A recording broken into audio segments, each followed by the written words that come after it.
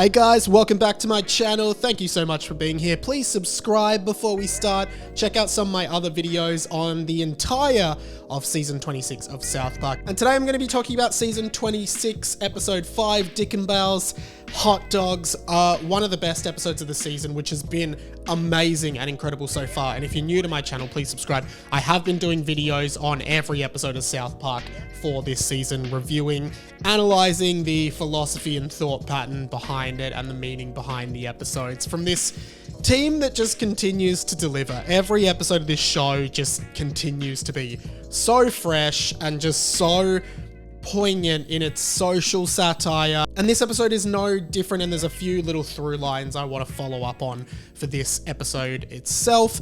And the first one I want to talk about for this is this definitely, to me, of the last few years of South Park, this really felt like the most classic old school South Park episode. It's very focused on Cartman and his exploits. It's a Cartman Butters episode, and there were so many great Cartman Butters episodes back in the day, like the death of Eric Cartman, which is a classic, Awesomeo, Casa Bonita, super fun time. But over the last few years, we haven't really had a Cartman Butters episode, and I thought this one just brought back that feeling of that old school South Park so well, and it was just so incredibly fun to watch this one. And over the last few years, where the series has often focused a lot more on Randy as a character, which to me is a really good thing because I love Randy, but what I always loved about South Park was episodes that show the naivety and innocence of the children, and particularly Cartman's character not realizing the really bad things he's doing and showing his deviousness, his manipulation, and the way he uses his wit and intelligence and charm in a way to kind of peer pressure his friends into doing things they don't necessarily want to do. My name is Butters, and I'm a little pussy who won't help his friends make money. And we see that a lot with the dichotomy between Cartman and Butters as characters. You know, Butters is this very shy, anxious, panicked boy with like somewhat abusive parents who is just caving to the peer pressure of Cartman over and over again, not really learning from it, just feeling so much anxiousness to stand up to his friend, which he never really does. But before we get into some of the wider themes of this episode, I also wanted to talk about some of the little Easter eggs or references to past South Park episodes. One thing we got, which we don't get very often at all, was a shot of hoodless Kenny. Of course, the first time we saw that was way back when in the South Park movie. Goodbye, you guys. And Kenny has popped up unmuffled speaking and unhooded a few times throughout the series, but it always is nice to see his blonde locks and his face. Ah, stop! Oh my god, he killed Kenny!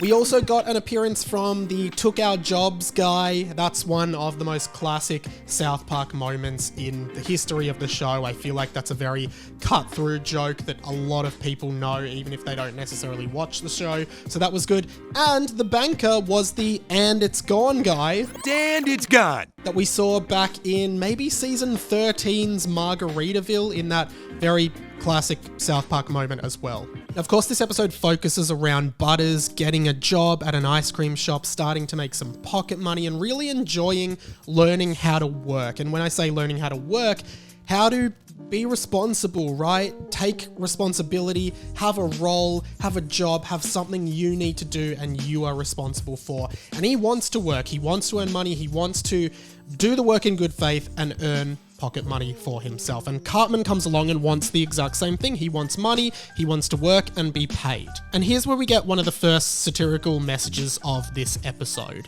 where Trey and Matt seem to be critiquing and satirizing millennials of this day and age, the changing relationship we have to work post-pandemic, and as well as that, the crutch of mental health to avoid doing work, quiet quitting, and all of the rest. And there is some excellent satire here in the way that Cartman behaves, because as you could have guessed, Cartman doesn't really want to do any work at all. Yeah, I got a job in an ice cream shop. Yeah, it's dumb as hell, but I'm gonna start getting paychecks. And in contrast, we see Butters, who really does care and wants to do the right thing. I think this makes a really interesting point about where we have landed post-pandemic, particularly critiquing millennials, I suppose. and a changing attitude to work. I think it's a cliche where older generations and boomers and etc. say things like, when I was young or when I was your age, I had to do this and I had to do this. And the older I'm getting, and I'm only 28, by the way, the more I kind of agree with their take. When I think about people like my grandparents who were immigrants to Australia, who didn't speak English and came to this country hoping for a better life to raise their children, they didn't have a choice. They just had to work. They didn't have a choice to not go to work. They couldn't really pull sickies. They couldn't really have mental health days. They went to work no matter how they were feeling, because back then, if you didn't go to work, you just didn't get paid, particularly if you were working in more working class jobs, laboring jobs, manufacturing jobs, and not working in offices and in, big, highly paid positions. You were working by the hour for your money, right? You were replaceable. And back then, that's what work really was. It was not a thing where you had flexibility and choices around it. It was just, you have to work. You have to make money, so go and do it. And whether it's toxic or not, people would work whether they were exhausted, whether they were mentally unwell, whether they were depressed. They just had to make money and they couldn't do it any other way. In modern society, that's changed a lot, and I'm part of this. My parents worked their whole lives. I work as well, but I have much more flexibility around my work. I can work from home. I can have days off if I need them. I have flexibility to work on weekends if I want to take a day of the week off. It's just much easier for me to have flexible working conditions. And I think through Cartman, what Trey and Matt are trying to critique is this new wave of people wanting everything from their jobs. People no longer willing even to work unless it's perfect for them, which never was how it was, but now the employee has the power to make demands. I wasn't feeling the best, so I decided to work from home. Butters, what's going on? Eric says he's going to work from home. How can he work from home? This is an ice cream shop.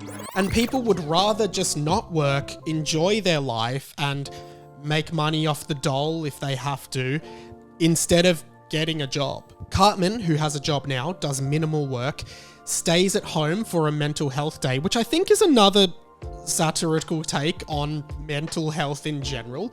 While we as a society are so much more aware of our mental health, so much more conscious of taking care of our mental health the same way we take care of our physical health, I do feel like there's almost been this kind of overcorrection in the other direction now. Like, basically, you can behave however you want at work and be as bad at your job as you possibly can, miss days, whatever, because you're hungover, because you just don't want to do it, because you just don't care.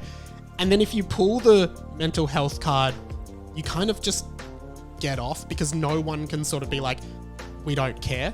You can't say to someone, I don't care, if they said, I'm so sorry, I haven't been performing. My mental health has been really, really off. And I feel like people know that now. And I feel like there genuinely has been this shift where it's like, oh fuck, I'm going to get in trouble at work. I'll just say my mental health is off, and people can't really question it and just have to deal with it. Anytime someone is kind of like accused of doing something wrong, or someone is sort of shamed in the news, they often come back with a statement saying my mental health has been off, I'm working on it, blah, blah, blah. And it's like this scot-free escape for them. Do I get mental health days too? Oh, here we go. Fine, Clyde, what days do you need to have mental health days? Well, how should I know until I'm feeling mentally unhealthy?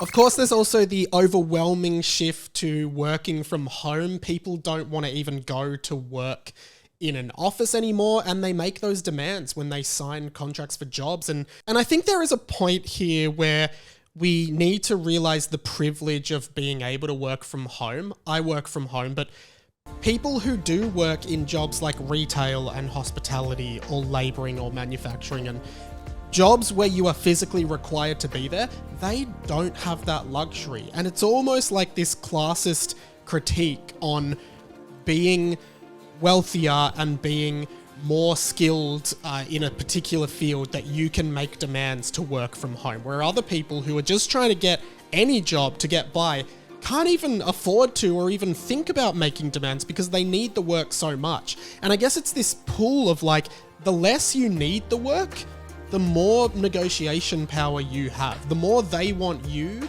the more negotiation power you have. in Australia, a lot of cafes and restaurants and retailers are really struggling to find staff because young people simply don't seem to want to work and they can't fill the positions. Plus, people want so much flexibility, which I think all in all is a good thing and solidifies this shift of our society to being a much more work from home society and a much more liberal society when it comes to our working conditions. But I still think there's a little ways to go, and South Park really examines this under a magnifying glass. I think in the second half of the episode, we also start to get some satire poking fun at like Silicon Valley startup types. Cartman and Kenny start their new hot dog restaurant and they're taking all of Butters' money as an investor. Butters, don't you want to invest your money in something that matters? That's why we came to your bank to offer you this awesome deal. And while they're supposed to be developing this restaurant, they are instead spending all the investors' money on big dinners, drinks, and events and things like that really are just getting way ahead of themselves. They end up renovating the hot dog restaurant with slides and rides for kids, and it just is a waste of money. No one ends up coming. No one wants to work there, and Butters has to come in and save the day by actually committing to doing hard work. And I think this is great. It's like this parody of these people who have like big ideas and try to get investors on board so they can live these lavish lifestyles, but can never really live up or deliver the promises that they give. And Cartman really feels like that in this episode, as well as Kenny. Cartman ends up blaming the government for ruining their generation's prospects, and as always makes excuses for himself. And I think overall, this episode was just such a great send-up of this entire culture and the world we're living in post-pandemic. Work is sparse, people don't want to do it, people are scared, people are blaming the government, people are trying to get money with shortcuts and as quickly and easily as possible by doing minimal amounts of work, whereas people like Butters, who actually do want to do hard work and actually do want to earn an honest living, are really struggling to do so amongst all these other people who are doing minimal work. This was really interesting. Let me know what your thoughts were on this episode. One more tidbit about this episode that I'm not sure if I'm wrong on is that the Dick and Balls hot dog stand in the show is spelt differently to the episode title, at least on the Wikipedia page. I just found that an interesting inconsistency. If anyone knows anything about that, please let me know. I couldn't decode a purpose around that. But let me know what you thought in the comments. Give this video a thumbs up. It really helps out my small channel. And as well as that, if you like this video, you can subscribe to my Patreon. Check out some of my other content on my channel. I have done videos on every episode of South Park this season so far. And check out just some of my other pop culture videos that I put up most days. I'd love for you to check out my channel, subscribe, and enjoy this. I'm launching a new series soon called Unpacking Everything, where I'm going to be doing this kind of thing with basically anything other than South Park as well. So yeah, I'd love to for you to stick around and follow all my stuff. Thank you so much. My name's Radio Mike. I'll catch you next time.